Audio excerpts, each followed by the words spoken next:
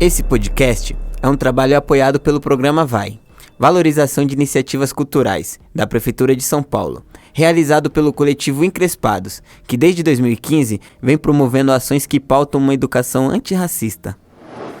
Salve galera, meu nome é Jonas, conhecido como Jonas Rosa no meio artístico. Sou MC, beatmaker, produtor musical.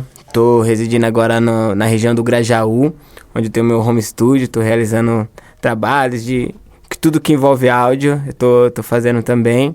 E sou pedagogo de formação, integrante de alguns coletivos. Crespados é um deles, desde a sua formação tô junto. Também faço parte do coletivo Rango de Classe, que discute e trabalha a pauta da alimentação dentro da periferia. E estou envolvido com alguns outros trabalhos também, alguns coletivos mais pontuais sobre coisas específicas. Mas é isso. Esse é o segundo episódio do Pod Crespo e o tema de hoje é o impacto da pandemia nas periferias. A pandemia foi um assunto abordado já no episódio anterior. Entender como ela afetou a periferia de uma maneira mais detalhada é importante para sabermos as consequências que ela causa e causará na vida das pessoas periféricas. E para conversar sobre esse assunto hoje, temos como convidado Bruninho Souza. E para iniciarmos nossa conversa, queria que você se apresentasse e nos contasse um pouco como foi esse período para você, o que mudou, o que aconteceu, o que não mudou, quais foram suas impressões. Seja muito bem-vindo e obrigado por topar o convite.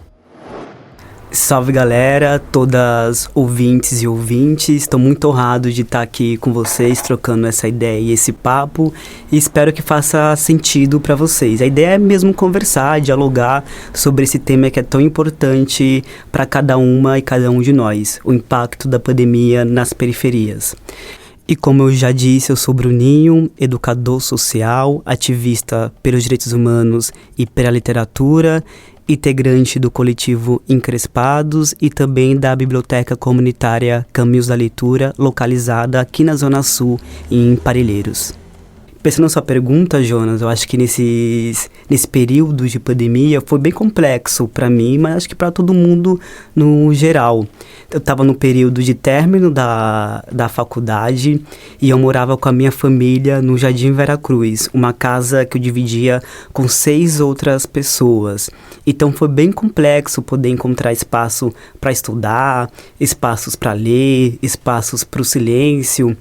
E também nesse período eu estava trabalhando e momentos também para dar contas do trabalho, mas apesar disso tudo, eu ainda conseguia ter alguma infraestrutura, então notebook, internet, que é uma coisa que se a gente olha para os indicadores, a gente percebe que nem todos tinham essa possibilidade. E é algo que eu quero me aprofundar um pouco mais na nossa conversa aqui hoje. Já pegando o gancho do que você falou, né, nessa apresentação sobre a questão de acesso, queria fazer uma pergunta mais especificamente sobre a educação. Acho que a pandemia afetou todas as áreas, né? Tipo, é difícil falar algo que saiu ileso nesse período, mas acho que a educação foi algo que a gente vivenciou muito perto por sermos pedagogo. E queria saber de você, qual foi suas impressões também sobre a educação nesse período, assim. Tiveram muitas questões sobre a falta de acesso, né, tipo, pra galera periférica acessar a internet, dar continuidade nos estudos e ainda lidar com tudo que estava acontecendo durante a pandemia. E eu queria saber de você, qual a sua visão sobre esse cenário, sobre tudo que aconteceu, especificamente agora falando sobre educação. Ótima pergunta, Jonas. Eu acho que essa pergunta é bem desafiadora e vou tentar fazer um esforço aqui para que a gente converse um pouco, se aprofunde também nessa pergunta que eu acho que é fundamental para compreender os impactos, desafios desse tema na educação, que na minha visão também foi uma das áreas mais afetadas. E para começar, tentar responder essa pergunta, eu queria trazer 2 dados aqui para refletirem. O primeiro é que 93% das escolas públicas sofreram com a falta de tecnologia na pandemia. Ou seja, chegou a pandemia, as crianças, os jovens, adolescentes tiveram que deixar de frequentar escolas e as aulas para tentar um ensino híbrido, nesse contexto de famílias grandes, famílias que não tinham acesso à tecnologia, que tinham que dividir um celular ou computador com outros integrantes. Então foi um desafio tanto para as famílias como também para os educadores. Um outro dado é que os alunos em fase de alfabetização foram os mais prejudicados. As avaliações do segundo ano do ensino fundamental mostram que o percentual de estudantes que tem por volta de 7 anos, que ainda não sabe ler palavras isoladas, por exemplo, subiu de 15% para 34%. Ou seja, depois desses 2 anos de pandemia, a gente tem um desafio ainda de recuperar a aprendizagem desse grupo de pessoas, que eu acho que é fundamental para compreender também e construir estratégias para lidar com esse impacto da pandemia. E é fundamental e importante também que a gente faça um recorte racial sobre esse tema. Silvio de Almeida, no livro Racismo Estrutural, ele traz essa importância de entender e compreender que o racismo estrutura todas as relações na nossa sociedade, inclusive as relações de desigualdade socioeconômicas. Então, olhar para esses indicadores da educação é também considerar de que pessoas estamos falando, que são pessoas que têm determinada cor, determinado gênero e determinado CEP. Então, acho que isso é importantíssimo para a gente construir respostas e políticas públicas educacionais que, de fato, façam sentido para essa realidade e contexto. E, Bruninho, foi muito discutido também e, inevitavelmente, sobre o quanto foi negligente esse desgoverno do Bolsonaro nesse período, o quanto foi nocivo e prejudicial no avanço ao combate do vírus, né? Eu queria saber de você, como que você viu essa questão, né? Durante a nossa live hoje mais cedo você falou sobre isso, né? Que o Bolsonaro foi pior que o vírus, né? E eu queria saber mais sobre isso, né? Como que você viu toda essa situação, o que nós poderíamos ter evitado caso o governo fosse mais responsável nessa questão.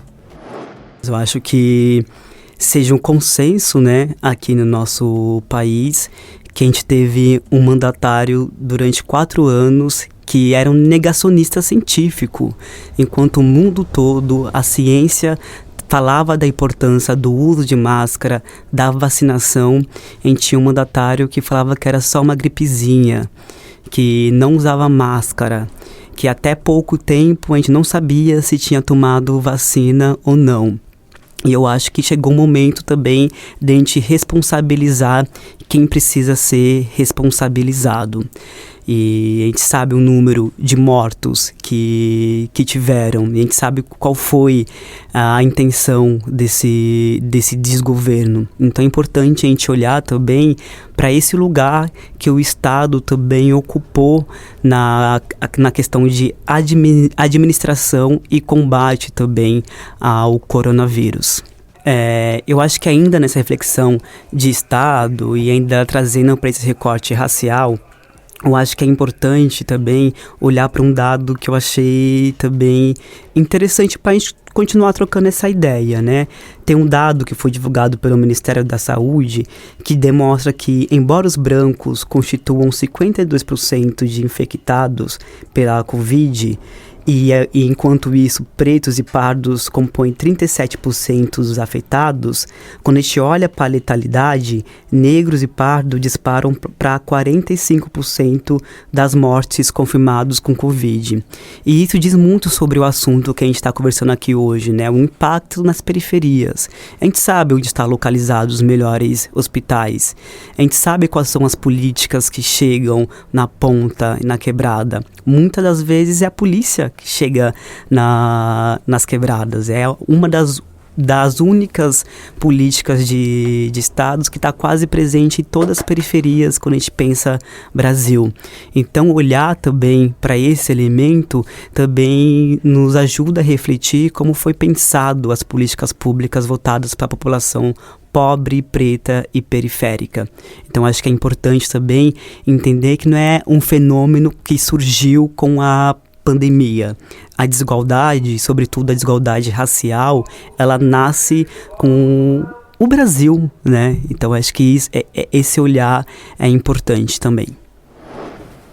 Sim, perfeito, Bruno.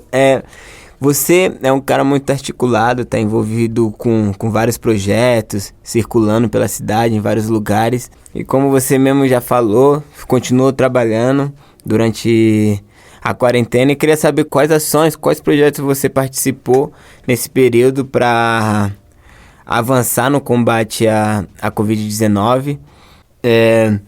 Hoje passamos por esse período, assim, tem consequências, ainda está muito recente tudo o que aconteceu. Mas como que você olha diante desses dados, de tudo que aconteceu? Quais são os próximos passos, para onde a gente deve olhar? Quais medidas temos que tomar para sanar, minimamente reduzir esses danos gerados por esse período pandêmico?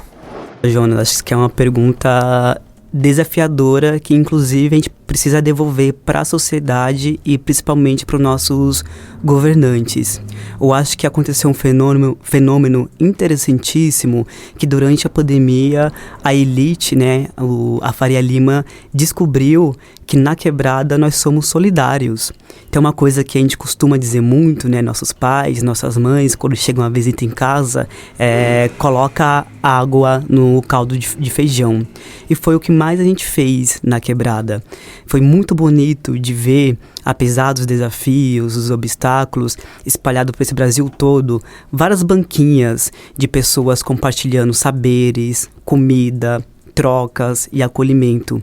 E isso sempre aconteceu na quebrada, né? Sempre houve solidariedade na quebrada. Eu acho que uma outra coisa que é muito importante também, como eu disse já no começo, é de responsabilizar quem precisa ser responsabilizado. E pensando nisso, eu queria compartilhar também com vocês um dado muito interessante. Falo interessante, mas acho que talvez seja polêmico ou assustador. Teve pessoas que conseguiram se sair bem durante a pandemia. Tem um dado que fala que os bilionários do mundo, a fortuna deles cresceram 60% durante a pandemia. O Brasil voltou para o mapa da fome, mas teve um pequeno grupo que lucrou durante esse período. Isso diz muito sobre as desigualdades desse país. Eu acho que uma das respostas, uma das possibilidades de construirmos, né, caminhos para diminuir e combater ou talvez erradicar essas desigualdades é taxar esses super ricos, taxar esses bilionários. Nessa mesma pesquisa, eles dizem que se a gente taxasse de verdade esses bilionários, a gente conseguiria tirar 2 bilhões de pessoas da pobreza. Então é um caminho para essa conscientização e para essa transformação que a gente almeja ver no mundo. Durante a pandemia, ainda pensando nesse lugar da solidariedade, a gente lá em Parelheiros, aqui na Quebrada, queria trazer esses exemplos que estão mais próximos de mim, a gente começou a disseminar e a difundir um conceito que a gente vem chamando de pão, proteção, poesia e plantio. A gente sabia que era fundamental que as pessoas tivessem o que comer, a gente sabia que era fundamental que as pessoas tivessem espaço para pensar, que tivesse acesso à cultura. A gente sabe o quão importante foi também nesse período as pessoas poderem consumir os saraus online, os shows online, ouvir as músicas dos seus artistas. E lá as pessoas receberam em suas casas cestas de produtos orgânicos, né, produzidos em Parelheiros. Parelheiros é o maior produtor orgânico da cidade de São Paulo. E a gente vende para o centro, né, a elite compra e a gente não consome. A gente decidiu fazer que essas cestas básicas de orgânicos chegassem na casa das pessoas, mas também com poesia. A gente percebeu também, logo no começo da pandemia, que foram criados vários materiais de comunicação e conscientização, mas muitos deles não dialogavam com a realidade periférica. Então a gente resolveu que lá em Parelheiros a gente ia contratar um carro de som e criar uma narrativa para sensibilizar principalmente os jovens, que naquele momento não estavam entendendo o que estava acontecendo muito bem e continuavam fazendo seus rolezinhos.